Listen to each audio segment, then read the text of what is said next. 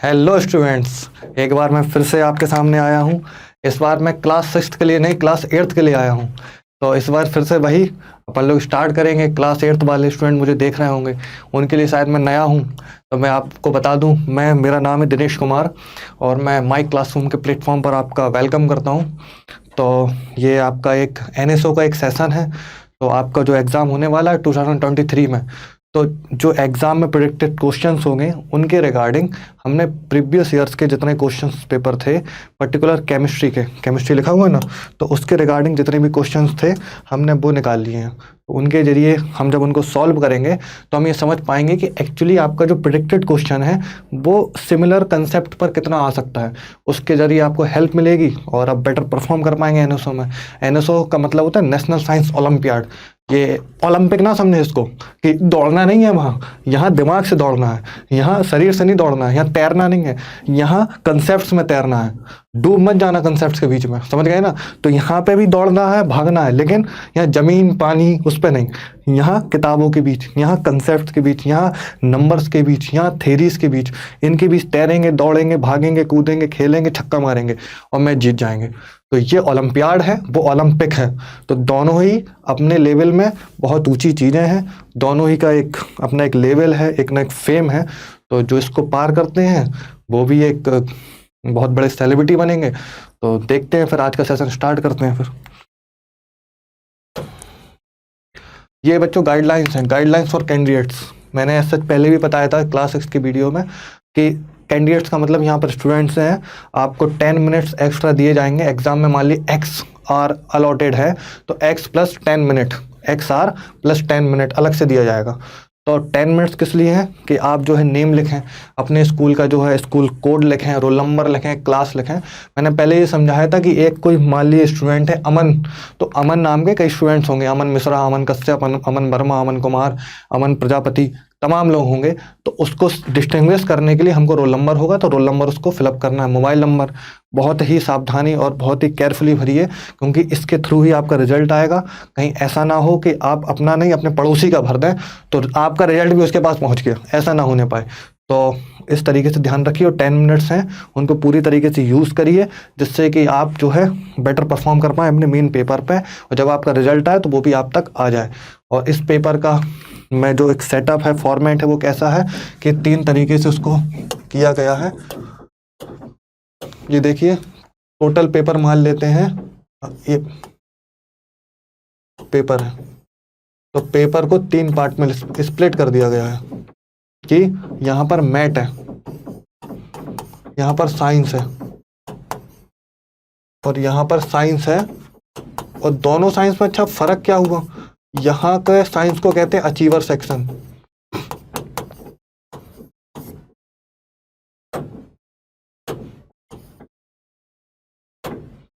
यहाँ के साइंस का बच्चों है अचीवर, यहाँ नॉर्मल है क्वेश्चन। अच्छा, दोनों में डिफरेंस क्या है? दोनों में डिफरेंस है, जो नॉर्मल साइंस के क्वेश्चन है वो 1-1 मार्क्स के होते हैं, जो अचीवर वाला सेक्शन है वो 3 मार्क्स का होता है। तो ये आते हैं 5, ये आते हैं 35 और ये आते हैं 10।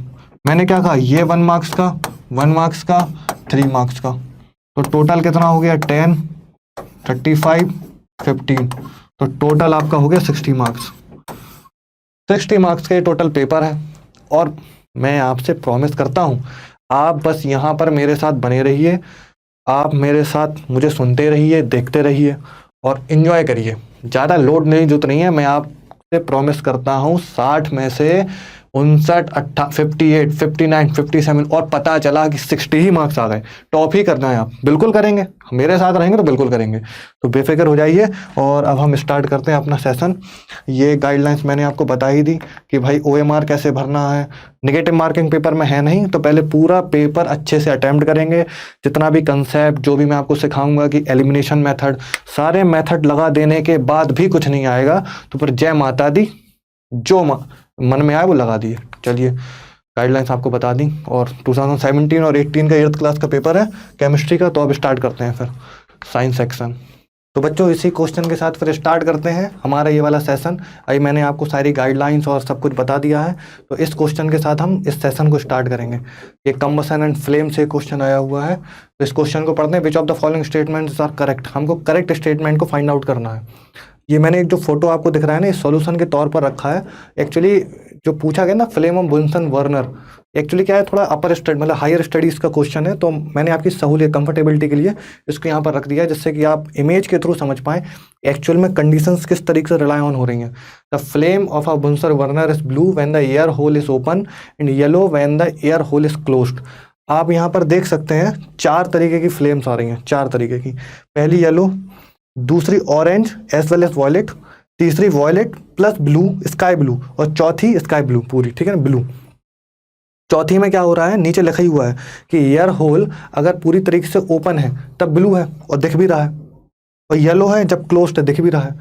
तो ये स्टेटमेंट पूरी तरीके से सही है। ये एक्चुअली क्या है ना, हायर स्टडीज़ का क्वेश्चन है, ये यहाँ पर मे बी शायद गलती से आ गया या जो भी, लेकिन ये करेक्ट है, ठीक है।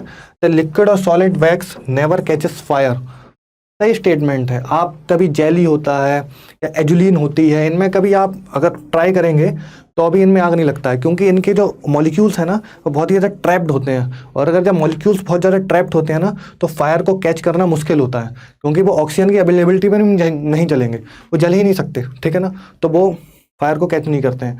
तो ये वाला स्टेटमेंट भी सही है। उसके बाद एक क्या लिखा है, a substance can not catch the fire if its temperature is higher than its ignition temperature. आप सभी जानते हैं कि किसी सब्सटेंस का, मान लीजिए एक्स, इसको दूसरे तरीके से समझते हैं, मान लीजिए वाटर है,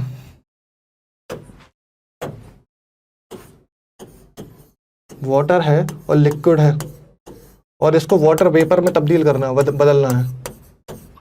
तो हमको पता है आप यूनिवर्स में, मतलब इस पूरे के पूरे, चाहे अमेरिका चले जाएं, चाहे इंग्लैंड चले जाएं, चाहे न्यूजीलैंड चले जाएं, चाहे ब्रिटेन चले जाएं, चाहे इंडिया रहें, चाहे पाकिस्तान रहें, हर जगह वाटर को अगर आपको लिक्विड फेस से वेपर फेस में कन्वर्ट करना है तो आपको 100 डिग्री सेंटीग्रेड के लिए टेम्परेचर देना होगा। ठीक से आप समझ आती है वाली बात। तो इसका स्टैंडर्ड टेम्परेचर कितना है, 100 डिग्री सेंटीग्रेड। भाई ये भी बात समझ आती है। आप क्वेश्चन पढ़ेंगे, a substance can not catch fire if its temperature is higher than the its ignition temperature. हमको पता है कि इसका टेम्परेचर 100 डिग्री सेंटीग्रेड है, ठीक है, ये इसका इग्निशन टेम्परेचर है, इस पर ही इग्नाइट हो जाता है। एक कहते हैं ना, जब आपके साथ कोई मजाक करता, आपको कोई छेड़ता होगा आपको, तो आप एकदम से एकदम झल्ला जाते हैं, अरे मुझे मत छेड़ो, रोने लगते होंगे। तो वो आपकी एक लिमिट होती है, हर एक चीज़ के थ्रेशोल्ड होता है। जैसे आप 1 घंटा पढ़ते होंगे, 1 घंटे से ऊपर पढ़ ही नहीं पाते होंगे, जब आपको ज़बरदस्ती पढ़वाया जाता होगा तो आप नहीं, हम तो बाहर जाके खेलेंगे, तो वो कंडीशंस होने लगती हैं। तो उसको कहते हैं एक लिमिट के ऊपर अगर आप उसको ट्रीटमेंट करेंगे तो उसके अंदर मतलब फायर कैच करेगा। तो अगर 100 डिग्री सेंटीग्रेड के ऊपर जाएंगे तो ऑब्वियस सी बात है वाटर बॉयल होगा, 100 या 100 से ऊपर। अगर 100 और 100 से नीचे रहेंगे तो वाटर बॉयल नहीं होगा। ऐसी क्या लिखा हुआ है कि अगर टेम्परेचर जो है हायर है, तो टेम्परेचर अगर हायर है इग्निशन टेम्परेचर से तो फायर कैच करेगा, सब्सटेंस में आग लगेगा तो न जाने कहाँ कहाँ आग लगाएगा, तो बहुत कुछ हो जाएगा। लेकिन अगर कम है, अगर मान लीजिए कम है, ये अगर कम है तो फिर कैच फायर, तो फायर को कैच नहीं करेगा, वो करेगा, ठीक है। और यहां लिखा हुआ रिवर्स कि वो कैच नहीं करेगा जब टेम्परेचर ज्यादा है उसके इग्निशन से, तो ये वाला स्टेटमेंट हो गया गलत। अगला देखिए, water should be powered over burning petrol, kerosene और डीजल, नहीं, गलत स्टेटमेंट। उसका रीजन मैं बताता हूँ। आपने कभी कभी मूवीज देखी होंगी, कई सारी मूवीज में क्या होता है, सी में, समुद्र में आग लगती हुई देखा होगा आपने। क्या क्यों लगता है, इवन वहां पर ढेर सारा पानी है लेकिन फिर भी क्रूड ऑयल में आग लग जाता है। जैसे ओएनजीसी एक बहुत बड़ा फर्म है हमारा, अभी आप नहीं जानते होंगे, छोटे हैं, लेकिन ओएनजीसी जब क्रूड ऑयल नीचे से निकालता है तो उसमें भी कई बार आग लग जाती है, जिस वजह से उसकी सरफेस पर बहुत दिनों तक आग लगी रहती है। पानी है, क्यों, क्योंकि पानी हैवी है केरोसिन और पेट्रोल के रिलेटिव। हमको कोई ऐसा सब्सटेंस चाहिए जो इनके ऊपर जाए और इनके ऊपर जाके इस आग को बुझाए, लेकिन ये क्या करता है, पानी भारी होता है, इसकी डेंसिटी ज़्यादा होती है इनके रिलेटिव, तो ये क्या करता है, सेटल डाउन हो जाता है। अगर ये खुद ही सेटल डाउन हो जाएगा तो सरफेस पर तो आग हमेशा लगी रहेगी ना। अगर मान लीजिए ये सरफेस है वाटर की, इस वाटर की सरफेस पर ही तो आग लगती है, अंदर थोड़े आग लगती है। और ऊपर से हम और पानी डालेंगे तो भी वो पानी नीचे ही जाएगा, क्योंकि पानी की डेंसिटी ज़्यादा है। पानी की डेंसिटी ज़्यादा है तो नीचे जाके सेटल डाउन कर जाएगा, इसलिए वो आग नहीं बुझा पाएगा, बहुत ही इफेक्टिव आग नहीं। इसलिए आपने देखा होगा ऑफिस के बाहर, स्कूल के बाहर बालू सैंड की बाल्टी टंगी रहती हैं, रादर देन पानी का नहीं टंगा रहता है, वो टंगा रहता है। और फायर एक्सटिंग्विशर आपने देखे होंगे, उसमें कई सारी रिएक्शन होती है, जब उसको नीचे गिराते हैं CO2 सब निकलता है, और उसके थ्रू हम जब स्प्रे करते हैं तो वो आग बुझ जाती है। हम पानी के साथ नहीं करते हैं, क्योंकि अगर डीजल केरोसिन वाली आग है तो हम पानी के साथ डील नहीं करेंगे, वो सेटल डाउन हो जाएगा, आग फिर भी लगी रहेगी। तो ये स्टेटमेंट हो गया गलत। लास्ट स्टेटमेंट देखिए, the middle zone of a candle emits the least light, गलत स्टेटमेंट है। जबकि मिडिल जोन में तो सबसे ज्यादा और सबसे तेज जो है उसका इफेक्ट होता है वो एमिट करने का, एनर्जी एमिट करने का। तो स्टेटमेंट गलत है। ये एक्चुअली 5वां स्टेटमेंट और पहला स्टेटमेंट मेमोरी बेस्ड थे, बाकी 3 आप लॉजिक से कंसेप्चुअल तरीके से याद वो लगा सकते हैं। तो इसमें पूछा क्या एक्चुअली, इन्होंने पूछा है कि कितने करेक्ट हैं, तो हमको 2 ही करेक्ट मिले, पहला और दूसरा, तो ये फिर सही हो गया। इसके बाद दूसरा क्वेश्चन देखते हैं बच्चों, ठीक है। फिर उसके बाद नेक्स्ट क्वेश्चन देखते हैं। Rupali a class 8th student classified a few changes occurring around us as shown in the table. तो एक टेबल रूपाली ने बनाई है और उसमें उसने सेपरेट किया हुआ है कुछ प्रोसेसेस को, और यहाँ पर लिखा गया chemical process change, physical change and reversibility, कि भाई ये प्रोसेस अगर पूरा हो जाएगा उसके बाद ये रिवर्सिबल होगा कि ये वापस नहीं जा सकता। अगर ये वापस जा सकता है तो रिवर्सिबल की कैटेगरी में होगा, अगर ये वापस जा ही नहीं सकता तो ये रिवर्सिबल की कैटेगरी में आ जाएगा। तो हम एक एक करके सारे के सारे चेक कर लेते हैं। मेकिंग बैटर ऑफ इडली, यहाँ पर बैटर का मतलब होता है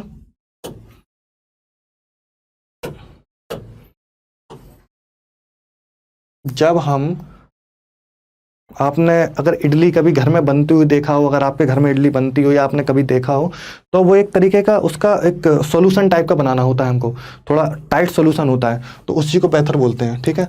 तो वो कैसे बना रहे हैं, अगर वो हमने बनाया तो उसमें क्या क्या चेंज होंगे, क्या उसमें केमिकल चेंज होगा, बिल्कुल होगा। फर्मेंटेशन कराया जाता है उसका, एक बार खमीर, उसको कहते हैं खमीर उठ जाए उसके बाद हम उसको यूज़ करेंगे, तो फर्मेंटेट होना होता है उसे। तो एक बार वो फर्मेंटेशन का प्रोसेस पूरा हो जाता है तो फिर हम उसको यूज़ करते हैं, उसके थ्रू फिर उसको हम आग देते हैं, या मतलब उसको बॉयल करते हैं उस पूरे के पूरे डिवाइस में जिसमें इडली बनती है, तो वहाँ से फिर वो ऊपर उठती है और इडली बनने लगती है, ठीक है। तो इसको कहते हैं, ये तो एक केमिकल प्रोसेस सही है।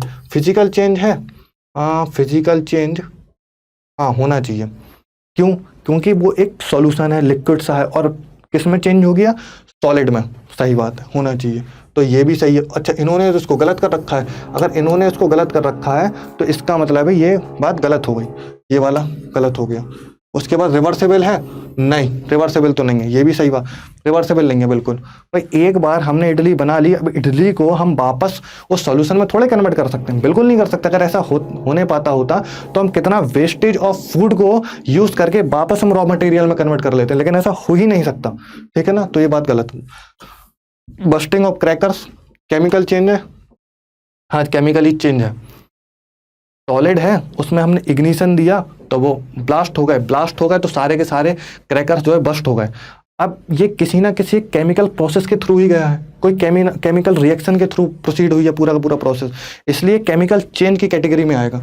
लेकिन क्या फिजिकल चेंज की कैटेगरी में आएगा, नहीं आएगा। क्यों, क्योंकि साहब पहले भी सॉलिड था, जलने के बाद भी सॉलिड में तब्दील हुआ है, चेंज हुआ है, तो क्या ही फर्क पड़ेगा, सॉलिड से सॉलिड ट्रांसफॉर्मेशन हुआ ही नहीं, तो कोई दिक्कत नहीं, ये फिजिकल चेंज की कैटेगरी में सही लिखा है इन्होंने, नहीं आएगा। रिवर्सेबल सही क्रॉस किया, इरिवर्सिबल प्रोसेस है इसलिए रिवर्सिबिलिटी के क्रॉस में सही किया है, तो ये सही हो गया।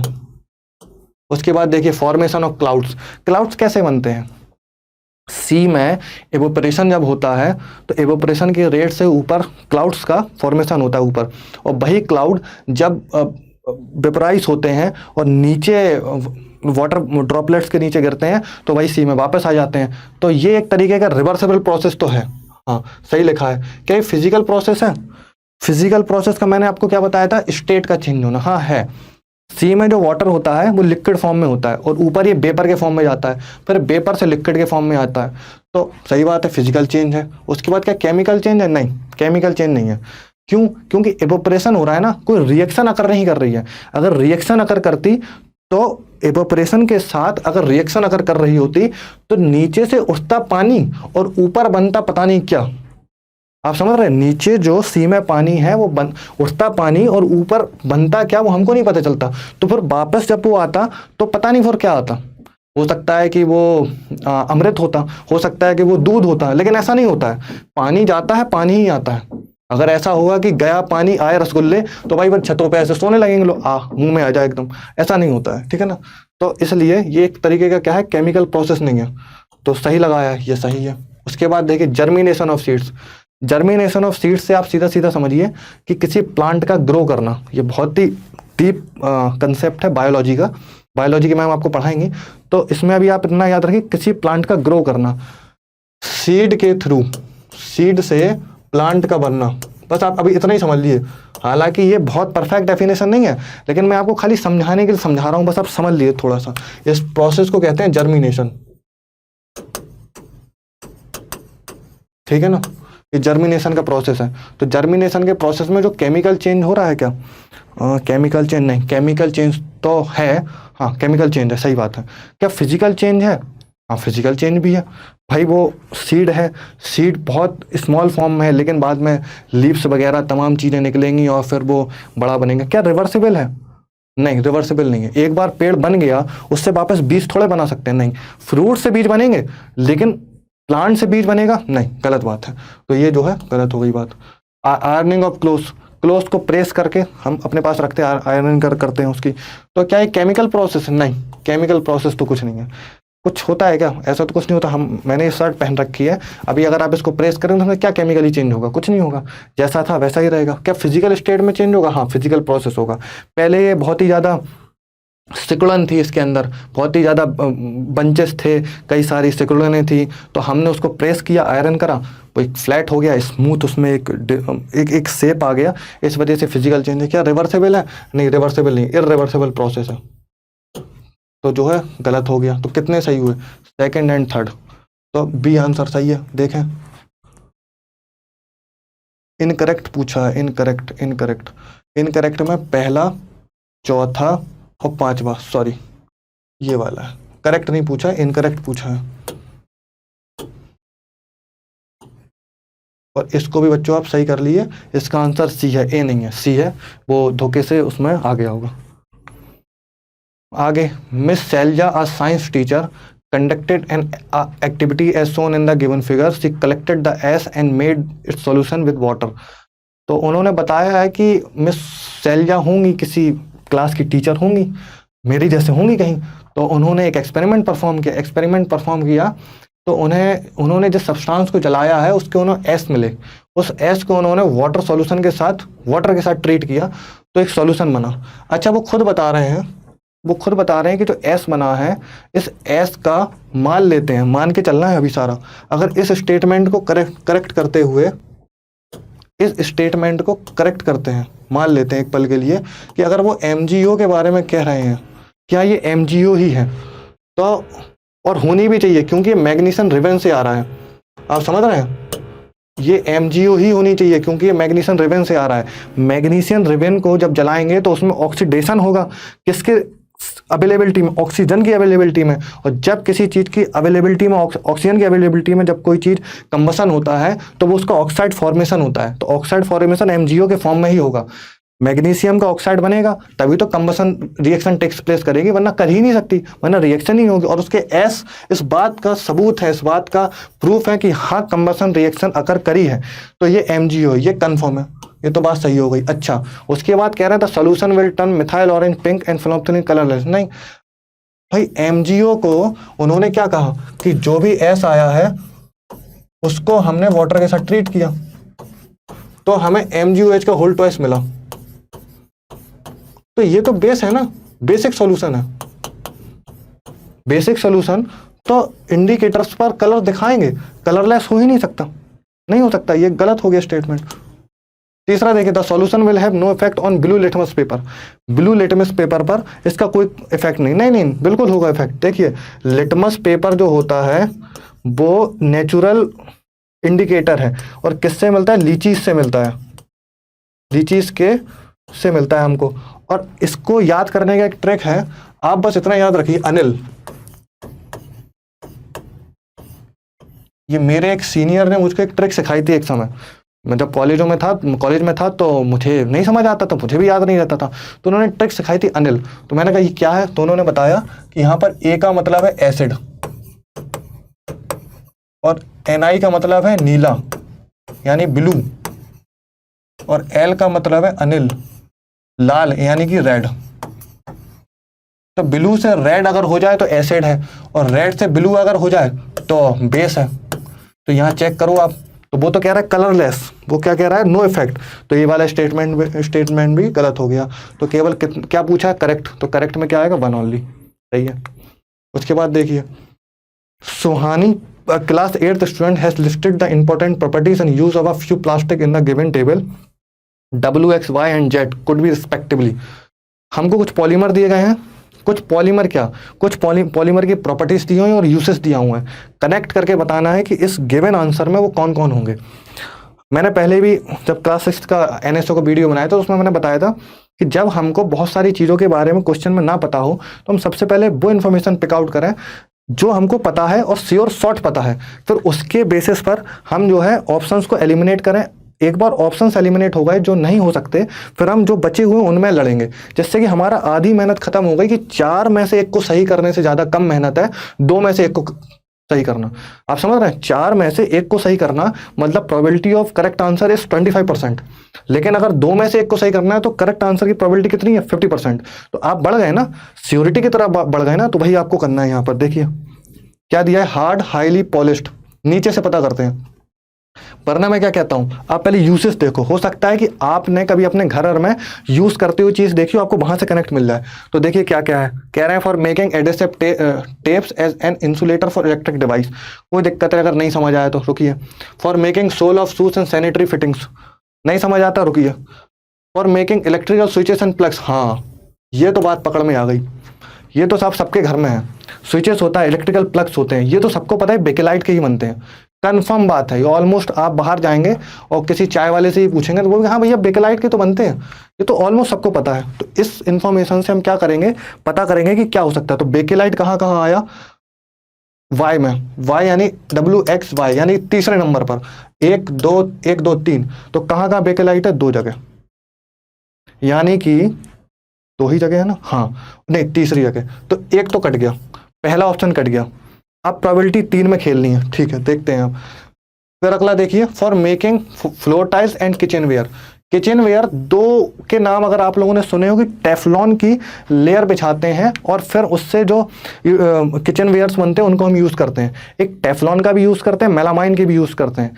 और मेलामाइन के जो होते हैं ना वो हीट नहीं ज़्यादा पकड़ते हैं, जिससे कि वो जो है मेल्टिंग नहीं होती है उनमें कभी भी। मेलामाइन के जो किचन वेयर्स होते हैं अगर आप उनको हीट दोगे ना तो उनमें जो है मेल्टिंग नहीं होगी। तो इस वजह से हम मेलामाइन के प्रोडक्ट ज़्यादा यूज़ करते हैं रादर देन टेफ्लॉन। टेफ्लॉन के भी अच्छे खासे यूज़ होते हैं, टेफ्लॉन की एक्चुअली कोटिंग होती है पूरी की पूरी। तो उसके थ्रू क्या होता है कि जब हम ऑयल को डालते हैं ना तो कम ऑयल में हम काम कर सकते हैं। क्यों, जैसे ही हम उसमें ऑयल डालते हैं, ऑयल चारों तरफ की सरफेस को अपने आप ही वो फैला फैला कर पूरा ले लेता है। कभी आपने अगर प्रोफेशनली ऑमलेट वाला पैन देखा हो, मैं तो यूज़ करा हूँ काफ़ी, मुझे खाना ना अच्छा लगता है और मैं खाता बनाता हूँ, तो आप उसमें देखेंगे तो आप उसमें ऑयल डालेंगे ना, ऑयल चारों तरफ फैल जाएगा। तो एक्चुअली टेफ्लॉन की कोटिंग होती है उसमें। तो यहाँ अपन देखते हैं क्या है, किचन वेयर्स में मेलामाइन भी है, टेफ्लॉन भी है। अब मामला फंस गया कि जहाँ टेफ्लॉन है और 2 जगह मेलामाइन है। अब देखते हैं कहीं और से अपन को इन्फॉर्मेशन मिलती है कि नहीं, ठीक है। For making soles of shoes and sanitary things, ये क्या हो सकता है, हम सोल्स हैं, शूज हैं, सैनिटरी फिटिंग्स है, ये किससे बनाते होंगे। तो अब इन तीनों में से चेक करना पड़ेगा, पॉलीथीन है कि पॉलीविनाइल क्लोराइड है कि मेलामाइन है। देखिए मेलामाइन तो यूज़ नहीं हो सकता, मेलामाइन किचन वेयर्स और फ्लोर टाइल्स ये सब बनाने में यूज़ होता है, शूज वगैरह के सोल्स बनाने में ये सब यूज़ नहीं होता है। तो मेलामाइन वाला तो कट गया, ये वाला तो आप काट दीजिए। अब 2 कट गए, ए कट गया, डी कट गया, बचा बी और सी। मैं ये वही ट्रिक आपको बता रहा हूँ जो आप एग्जाम में लगा सकते हैं, क्योंकि हर बार एग्जाम में हर क्वेश्चन का कंसेप्ट आपको पता हो जरूरी नहीं है। लेकिन ऐसा भी नहीं है कि आपने जितना पढ़ा है मुझसे या किसी और से, उसको यूज करके आप क्वेश्चन करेक्ट नहीं कर सकते, क्योंकि उस दिन आपका टारगेट केवल केवल नंबर लाना होता है। तो वो ट्रिक मैं, वो कंसेप्ट मैं आपको सिखा रहा हूँ जिससे वो आदत आ जाए, ठीक है ना। उसके बाद बचा क्या क्या है, एक तो पॉलीथीन बचा है, एक पॉलीविनाइल क्लोराइड बचा है, एक पीवीसी है और एक पॉलीथीन है। तो इन दोनों में से देखना है। तो जहां तक मुझे ऐसा लगता है कि ये पॉलीविनाइल क्लोराइड होगा, पॉलीविनाइल क्लोराइड इसका। लेकिन उसके लिए ऊपर वाला एक बार चेक कर, for making adhesive tapes as an insulator for electric device. Okay, आपने कभी अगर ध्यान दिया हो घर में, जब हम लोग प्लम्बर जब काम करता है, प्लम्बर ये तो इलेक्ट्रिक के लिए है, लेकिन अगर प्लम्बर कभी काम करता हो तो वहां पर वो एक तरीके से एक रिबन लेकर आता है, वो उसमें ऐसा टेप सा चिपकाता है। वो एक्चुअली कुछ नहीं, वो पॉलीथीन का टेपिंग करता है वो, आप समझ रहे हैं। इलेक्ट्रिकल वायर में भी पॉलीथीन के कोट कराया जाता है पूरा, वो कोटिंग होती है उसकी, इसलिए इसका आंसर जो है पॉलीथीन होगा।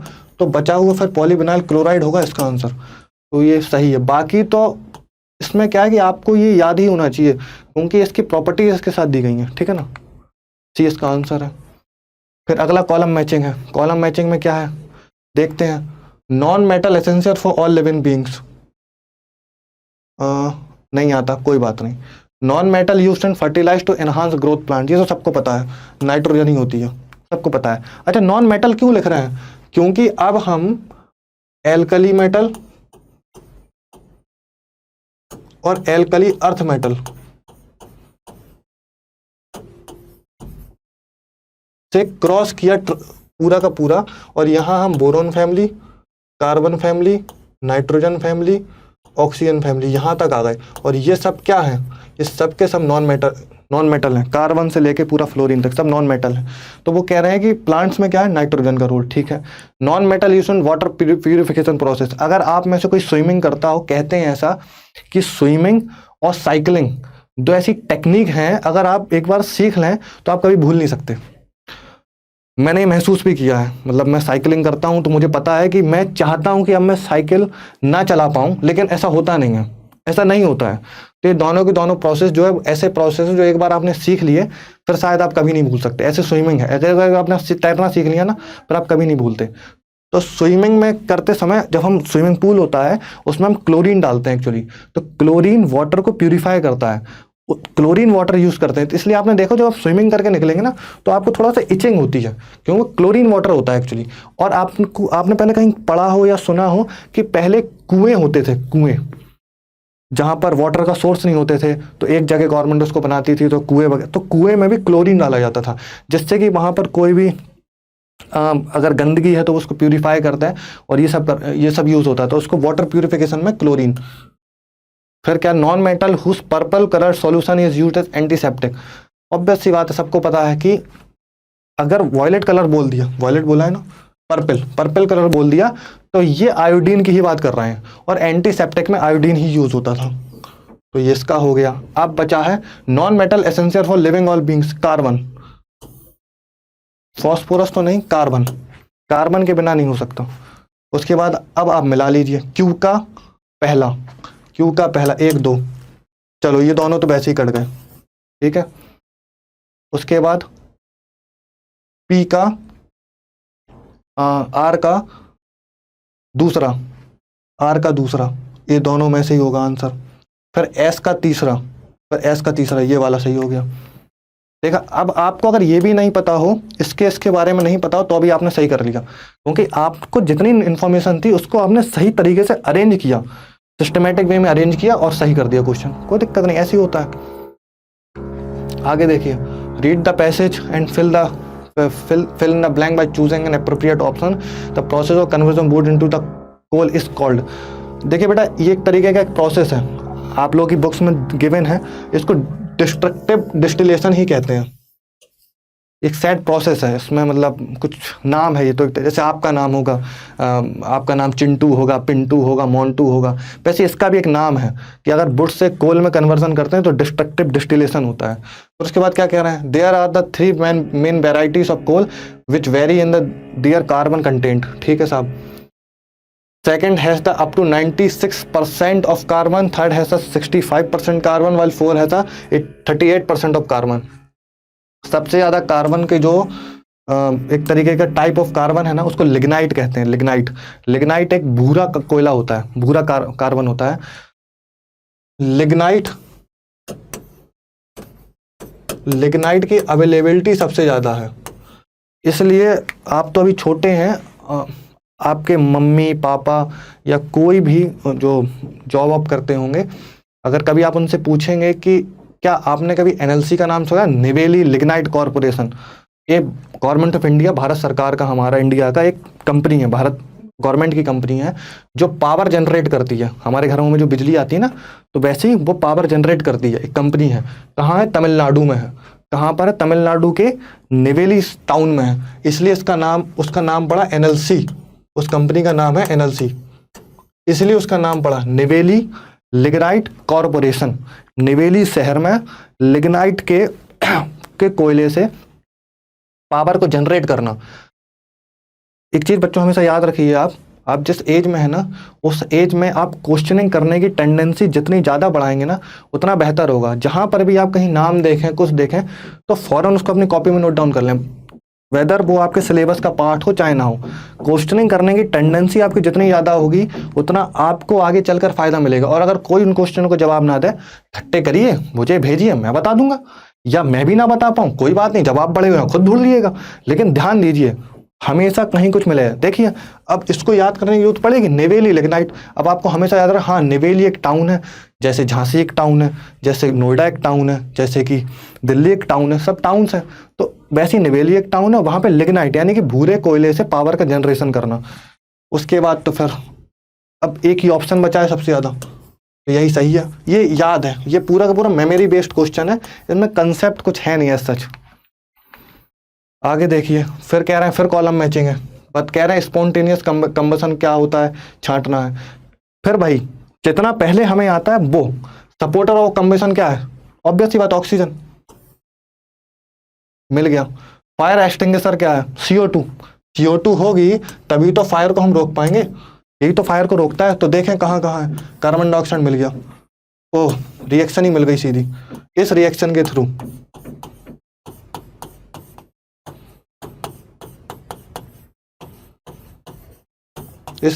थ्रू CO2 जनरेट होती है, तो ये भी हो गया। ठीक है, अब आप निकाल लो आंसर कि आर में दूसरा और चौथा, तो 2 फंस गए।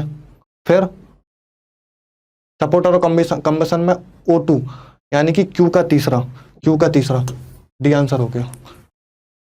तो ये कितना आसानी से निकल गया। अगर आपने थोड़ा सा ध्यान दिया, मैं क्या कह रहा हूँ, बहुत कम नॉलेज से आप बहुत ज़्यादा निकाल सकते हैं। बस आपको सही तरीके से जितनी नॉलेज पता है वो कॉन्फिडेंट हो, उसमें पता हो कि हाँ ये तो मुझे पता है, मन में है विश्वास तो पूरा है विश्वास, हम होंगे कामयाब। बस ये लाइन हमेशा याद रखिए, हमने जो लिख दिया बस लिख दिया, गलत नहीं लिखना है, हाथ कपकपा जाना चाहिए गलत लिखते समय, इतना याद रखिए हमेशा। तो जो लिख दिया वो लिख दिया, खत्म। स्टीरोसेमेंटिक पत्थर की लकीर हो गई वो, बस खत्म। आगे देखिए, Ronit class 8th student took 20 ml of dilute HCl solution. Ronit ने जो है क्या किया है, 4 तरीके के सॉल्यूशन बनाए हैं टेस्ट ट्यूब में। हम भी बना लेते हैं, क्यों, बनाए कि ना बनाए, बना ही लेते हैं। मेरी ड्राइंग खराब है यार, ठीक है। कह रहा है सब में 20 ml डाइल्यूट HCl है, ठीक है। फिर वो कह रहा है 10 ml प्योर वाटर, पहले में 10 ml प्योर वाटर डाला, ठीक है। दूसरे में वो कह रहा है 20 ml pure water, 20 ml pure water. फिर तीसरे में कह रहा है 20 ml कंसंट्रेट HCl, और चौथे में कह रहा है 30 ml सेम सॉल्यूशन। आप मुझे बताओ, और पूछ रहा है वो क्वेश्चन, हाँ इस क्वेश्चन में वो पूछ रहा था कि pH डिस्टर्ब नहीं होगा, बताइए चारों सॉल्यूशन में से किसका pH डिस्टर्ब नहीं होगा। आपको ये पता है pH H+ के कंसंट्रेशन पर डिपेंड करता है। pH कैसे निकालते हैं? कोई चीज़ रटनी नहीं होती है, मैं आपको फिर बता रहा हूँ। कोई भी चीज़ याद नहीं, कुछ चीज़ें जो याद है, जैसे अभी क्वेश्चन आया था लिग्नाइट वाला, वो याद ही करने वाला है, उसमें कुछ नहीं किया जा सकता। कुछ एक उससे पहले एक और क्वेश्चन आया था, वो भी पॉलीमर वाला, वो भी याद करने वाला है, उसमें कुछ नहीं कर सकते। लेकिन मैक्सिमम चीज़ें 85% चीज़ें समझने वाली हैं। आप समझिए, इसलिए मैं कह रहा हूँ क्वेश्चनिंग टेंडेंसी जितनी ज़्यादा होगी उतना बेटरमेंट आपके लिए है, क्योंकि आप उतना ज़्यादा लिंकेजेस बना पाएंगे। और जिस एज में आप इस एज में अगर लिंकेजेस बनाना सीख गए, तो जब तक आप एक्चुअल जेई वगैरह का पेपर देंगे उस समय तो आप बहुत डेवलप हो चुके होंगे। बाकी दुनिया की भीड़ से आप बहुत आगे आ गए हैं, बहुत ज़्यादा आगे आ गए, आपको अंदाजा भी नहीं इस वाली बात का। इसलिए अभी से लिंकेज धीमे धीमे होगा, जल्दबाजी नहीं, धीमे धीमे होगा, ठीक है ना। pH का मतलब क्या है? -log H+ का कंसंट्रेशन, ठीक है। मतलब H+ का कंसंट्रेशन अगर डिस्टर्ब हुआ तभी तो pH डिस्टर्ब होगा। तो हम अगर ये पता कर लें कि इन चारों में से pH का डिस्टर्बेंस किसमें हुआ, क्लियर हो जाएगा। और उसमें उसने पूछा डिस्टर्ब नहीं होना चाहिए, no disturbance, no disturbance of pH हमको छांट रहा है इन चारों में से। अच्छा देखें, पहले में उसने वाटर डाल दिया। आप मुझे बताओ, जब किसी कंसंट्रेटेड चीज को डाइल्यूट करना होता है तो हम क्या करते हैं? पानी डालते हैं। तो उसकी कंसंट्रेशन को कम किया ना, कंसंट्रेटेड है, खुद कह रहा है कि कंसंट्रेटेड है, कंसंट्रेटेड, कंसंट्रेशन को हाई कर देना, बहुत मजबूत कर देना, उसको कहते हैं कंसंट्रेटेड बनाना किसी चीज को। तो कंसंट्रेटेड सॉल्यूशन से डाइल्यूट सॉल्यूशन की तरफ आएंगे तो पानी ऐड होगा। तो इसमें तो कंसंट्रेशन बिगड़ गया, कंसंट्रेशन लो हो गया। दूसरे में तो 20 ml और हॉक दिया, और डाल दिया पानी, और पेल दिया, इसका मतलब और गिर गया, इसका मतलब इसमें भी डाउन कर गया। इसमें 20 ml HCl, इसमें तो और बढ़ गया ना, क्योंकि हमने और HCl डाल दिया। अगर कंसंट्रेटेड में और चीज डाल देंगे तो और बढ़ जाएगी। आप समझ रहे हैं ना। ये तो वैसे ही है ना कि आपके पहले 30 मार्क्स आ रहे थे, अब आपके 2 क्वेश्चन जो चेक नहीं हुए एग्जाम में, आपने वो भी चेक कराए और पता चला वो भी सही है, तो 5-5 नंबर और 10 नंबर और, तो और बढ़ गया ना, और ज्यादा बढ़ गया। आपको पहले 4 चैप्टर आते थे तो आपके 75% मार्क्स आ रहे थे, अब आपने 2 चैप्टर और पढ़ लिए तो 90% आएंगे। अब तो भर भर के नंबर आएंगे, बड़ा बड़ा नंबर आएगा। तो इसमें जो है कंसंट्रेशन बढ़ जाएगा। अच्छा, इसमें कह रहा है 30 ml solution of same solution, मतलब सेम कंसंट्रेशन में वॉल्यूम ऐड कर दो। आप मुझे बताओ, कंसंट्रेशन क्या वॉल्यूम पर डिपेंड करती है? नहीं। सब एक बड़ा सा बड़ा कंटेनर ले लिया, मान लीजिए आप होली खेलते होंगे, होली में आप क्या करते होंगे, बड़े से ऐसा ऐसा कंटेनर रखते होंगे, उसमें रंग घोलते होंगे। तो जब रंग घोल देते हैं आप, तो अगर एक मग्गा निकालते हैं तो अभी पिंक कलर का रंग भरा हुआ डब्बा निकलता है, मग्गा पूरा का पूरा भरा हुआ पानी। और जब आप एक बाल्टी निकालते हो उसमें से तो भी, तो ये क्या हुआ? ये इंट्रिंसिक प्रॉपर्टी है। ऐसे ही कंसंट्रेशन भी इंट्रिंसिक प्रॉपर्टी है। अब चाहे आप एक मग्गा निकालो, चाहे एक बाल्टी निकालो, चाहे एक लोटा निकालो, जितना निकालना है निकालो, कंसंट्रेशन तो सेम ही होगा। तो इसमें क्या 30 ml सॉल्यूशन जो है डाला, सेम सॉल्यूशन 20 ml जो पहले डाला था वैसा ही सेम सॉल्यूशन 30 ml और डाला, तो 50 ml हो गया, लेकिन कंसंट्रेशन तो नहीं बदला। अच्छा, अगर कंसंट्रेशन नहीं बदला, H+ का कंसंट्रेशन सेम है, तो pH भी नहीं बदला, तो आंसर क्या हो गया? 4th, खत्म। अच्छा क्वेश्चन था, बढ़िया क्वेश्चन। अचीवर सेक्शन, मैंने बताया था अचीवर सेक्शन यानी कि 3 मार्क्स का क्वेश्चन।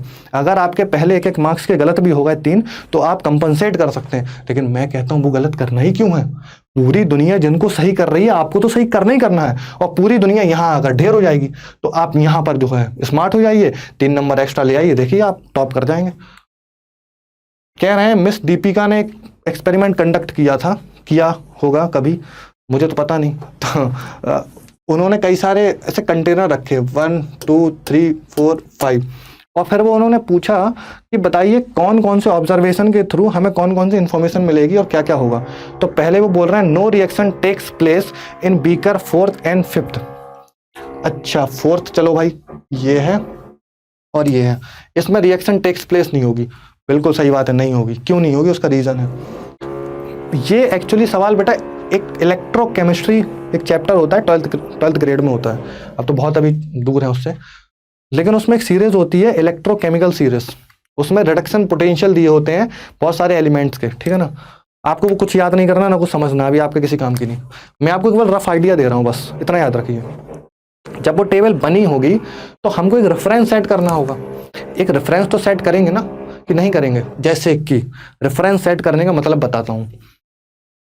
आप मान लीजिए मुझे अभी यहाँ से देख रहे हैं, मैं नोएडा में हूँ, मान लेते हैं कि आप जो है जयपुर में बैठे हैं, ठीक, आपको जयपुर से जो है कोलकाता जाना है, ठीक, अपनी गाड़ी से जा रहे हैं। तो अगर गाड़ी से जा रहे हैं तो आपको ये वाली बात कैसे पता चलेगी कि जयपुर से कोलकाता कितनी दूर है, इसका डिस्टेंस कितना है। मैं लिख देता हूँ, मान लीजिए आपको जयपुर से जाना है, जेपी से आपको जो है कोलकाता जाना है और बाय रोड जाना है, ठीक है। तो इसके बीच की डिस्टेंस आपको कैसे पता चलेगी कि ये 1500 किलोमीटर है कि 1000 किलोमीटर कि 1200 किलोमीटर है। अब आप कहेंगे साहब नाप लेंगे, कोई दिक्कत नहीं। तो नापेंगे कहाँ से भाई?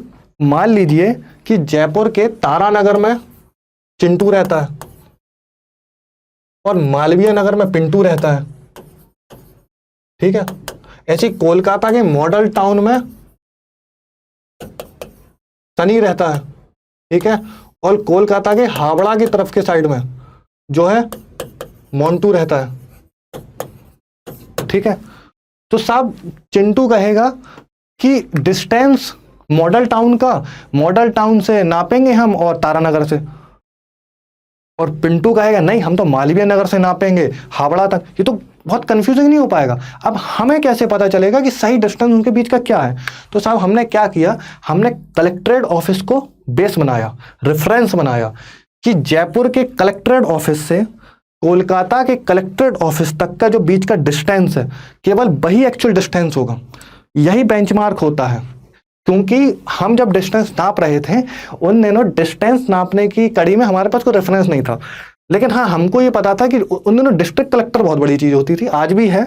उन दिनों तो मतलब अलग ही लेवल ही अलग था। आपने अक्सर लोगों के मुंह सुना कलेक्टर बन जाओ, उन दिनों कलेक्टर मतलब कि राजा किंग अलग ही चीज होती थी। तो उनको बेस बनाकर रेफरेंस बनाकर हमने एक कलेक्टर ऑफिस से दूसरे कलेक्टर ऑफिस के बीच की डिस्टेंस नाप ली, पता चल गया। तो हमको पता चला कि जयपुर के कलेक्टर ऑफिस से और कोलकाता के कलेक्टर ऑफिस के बीच का डिस्टेंस मान लेते हैं 1700 किलोमीटर है, ठीक है। ऐसे ही बच्चों जब हमने रेफरेंस बना लिए, ऐसी इस पूरे के पूरे फिनोमेना को डिफाइन करने के लिए कि कौन सी मेटल रिएक्ट करेगी कौन सी नहीं करेगी, एक रेफरेंस चाहिए था हमें। तो हमने हाइड्रोजन को रेफरेंस बनाया। तो H2 के लिए हमने जो वैल्यू चुनी वो चुनी 0.00 वोल्ट रिडक्शन की वैल्यू, इलेक्ट्रिकल रिडक्शन की वैल्यू हमने चुनी 00 वोल्ट। अब हुआ क्या, हाइड्रोजन के नीचे जितने एलिमेंट आए, जितने भी एलिमेंट आए वो सबके सब एसिड को रिप्लेस नहीं कर सकते थे, हाइड्रोजन को रिप्लेस नहीं कर सकते थे। क्यों? क्योंकि वो हाइड्रोजन के नीचे हैं, उनकी वैल्यू कम है, वो कम ताकतवर है। अच्छा, जो हाइड्रोजन के ऊपर थे वो सबके सब हाइड्रोजन को रिप्लेस कर सकते थे। क्यों? क्योंकि उनकी वैल्यू हाइड्रोजन से ज्यादा थी। आप समझ रहे हैं मेरी बात? भाई जिनके पास ज्यादा बड़े बड़े पैसे है, ज्यादा बड़ा बड़ा घर है, ज्यादा पैसा है मतलब ज्यादा बड़ा घर है, मतलब ज्यादा बड़ा कार है, तो वो ज्यादा घूम सकते हैं। जिनके पास कम है वो कैसे, वो तो कम ही में। अब मान लो चिंटू के पास 10 रुपए हैं, मेले में गया चिंटू के पास 10 रुपए हैं, पिंटू के पास 100 रुपए हैं। तो पिंटू के पास अगर 100 रुपए हैं तो वो मेले में ज्यादा चीजें खरीद पाएगा, और चिंटू के पास 10 रुपए तो चिंटू 10 रुपए के हिसाब से खरीदेगा। तो वैसे ही हाइड्रोजन के ऊपर जितने ऊपर थे वो सब रिप्लेसमेंट करेंगे, लेकिन हाइड्रोजन के जो नीचे हैं वो नहीं करेंगे। तो जो सल्फर है ना बेटा, सल्फर, कॉपर और छापा, अगर आपको कभी को याद रखना हो, अभी तो जरूरत भी नहीं है, अगर मान लो याद रखना है तो रख लीजिए छापा। हाइड्रोजन के नीचे जो मेटल आती हैं उनको कहते हैं छापा मेटल, ठीक है ना। छापा, सी का मतलब कॉपर, एच का मतलब Hg, ए का मतलब Au मतलब कि गोल्ड, पी का मतलब लेड, और Ag इस Ag यानी कि चांदी, इसका मतलब Ag, ठीक है ना, सिल्वर। तो ये, और साथ में सल्फर, फ्लोरीन भी होता है एक्चुअली। तो मेजरली हम 4-5 के साथ ही डील करते थे, लेकिन यहाँ सल्फर आ गया तो अब याद रख लीजिए बस। तो ये तो नहीं कर पाएंगे। ये वाला बात सही है क्या? हाँ सही है, लगा लीजिए टिक, सही है। उसके बाद फिर क्या कह रहा है, H2 gas will be evolve and beaker first, second and third. देखें क्या? हाँ नहीं, गलत बात है, ये स्टेटमेंट गलत है। जितनी मेटल हाइड्रोजन के ऊपर हैं वो जब हाइड्रोजन को रिप्लेस करेंगी, एसिड में हाइड्रोजन को रिप्लेस करेंगी और उनके साथ अब रिप्लेसमेंट होगा और सॉल्ट बनाएंगी, तो वो सबके सब क्या हाइड्रोजन गैस इवॉल्व करेंगे। लेकिन होगा क्या कि Mg कोल्ड वाटर, ये एसिड के साथ डील कर रहा है, ये एसिड के साथ डील नहीं कर रहा है, कोल्ड वाटर है, H2O है, ये H2O है, ठीक है ना, इसको याद रखिए। और जब मेटल एसिड से रिएक्ट करती हैं तो वो हाइड्रोजन गैस इवॉल्व करती है, ये यूनिवर्सल कंसेप्ट है। मेटल जब भी कोई भी एम मेटल है वो एसिड के साथ रिएक्ट करेगी तो वो हाइड्रोजन गैस इवॉल्व करेगी ही करेगी। इसी वजह से ये तो सही है लेकिन ये दोनों गलत हो गए, तो ये स्टेटमेंट गलत हो गया। A vigorous reaction will takes place in beaker first while no reaction will takes place in beaker second. ये भी बात सही है, बिल्कुल बात सही है। इसको अभी मैं एक्सप्लेन करता हूँ, रुकिए चौथा पढ़ते हैं। Two different gases will be evolve in beaker fourth. ठीक है, नहीं ये तो गलत है, रिएक्शन ही नहीं होगी। अगर रिएक्शन ही नहीं होगी तो किस बात का? देखिए बच्चों, जब भी गैस इवॉल्व हो रही है, इवॉल्व निकल रही है, तो वो रिएक्शन बहुत ही ज़्यादा फेवरेबल होती है। उसकी फेवरेबिलिटी के ड्रिवन फोर्स, जो ड्राइविंग फोर्स होता है वो होता है गैस का रिलीज होना। जब भी किसी रिएक्शन से अगर गैस इवॉल्व होती है तो समझ जाइए वो रिएक्शन बहुत ही ज़्यादा फेवरेबल है, बहुत ही ज़्यादा स्पॉन्टेनियस है। तो यहाँ तो रिएक्शन ही नहीं हो रही तो गैस निकलने के चांसेस ही नहीं, बात ही खत्म हो गई। ये थर्ड वाला क्या है? जैसे इलेक्ट्रोकेमिकल सीरीज होती है ना, वैसे वाटर के साथ कौन रिएक्ट करेगा कौन नहीं करेगा इसका भी एक सीरीज है। तो सोडियम, कैल्शियम और बीच में एक दो metal potassium, highly reactive metals आते हैं जो वाटर के साथ रिएक्ट करते हैं। लेकिन कैल्शियम के जस्ट नीचे मैग्नीशियम होता है। मैग्नीशियम से लेके जिंक, इंक, जितनी भी मेटल है ये कोल्ड वाटर के साथ रिएक्ट नहीं करती, ये हॉट वाटर के साथ करेंगी, कोल्ड के साथ नहीं करेंगी। तो ये भी एक याद रखने वाली चीज़ है, उसके थ्रू आप ये कर पाएंगे। तो अब ये तो नहीं कर पाएगा, ये कर ले जाएगा। तो वही लगा है vigorous reaction takes place in beaker first and no reaction will takes place in beaker second. सही बात है, तो ये भी बात जो है सही होगी। S two gas evolve in beaker नहीं, ठीक है। तो पहला और तीसरा सही है। ढूंढिए पहला और तीसरा कहाँ है, करेक्ट ही बताना है ना, क्या बोला गया, करेक्ट ऑब्जर्वेशन सही है, तो सी सही है। और इसके साथ ही बच्चों हमारा सेशन खत्म हो गया है। और ये हमारा जो है वेबसाइट है माई क्लासरूम की। मैंने इससे पहले ही बताया था कि माई क्लासरूम यानी कि मेरी क्लासरूम, यहाँ पर माई का बहुत इंपॉर्टेंस है। आप कहते हैं ना दुनिया में माई, दिस इज माइन, मेरा बैट, मेरा बॉल, इस तरीके की ऐसी ही आपकी क्लासरूम है। इसको आप अपना समझिए।